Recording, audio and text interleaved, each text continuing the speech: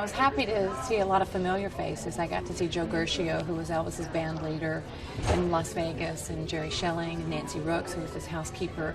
So it was great to see familiar faces. But yeah, it's nice to see so many people come from around the world and who are still so interested in Elvis and still interested in learning and hearing more about him.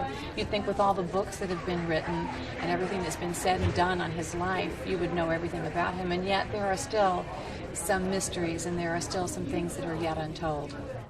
I actually had been to the gates of Graceland as a little child. I remember standing outside with a calendar, an Elvis calendar, and I wanted to get it autographed. And Uncle Vester came to me and he said, "Honey, do you want that autographed?" And I said, "Mm-hmm."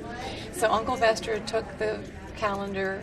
Purportedly, Elvis signed it. It could have been, now that I know how some things worked, it could have been Patsy, his cousin, who used to kind of fake his signature sometimes when he was sleeping. But I think he signed it. And so I was one of those little groms out there that stood outside the gates and, tried to get autographs. And I passed those gates so many times. So to drive into those gates the first time was pretty trippy. And that was my friend Jeannie LeMay. The following night, after we met Elvis and watched the movies with him, he invited us to come to Graceland, meet his father.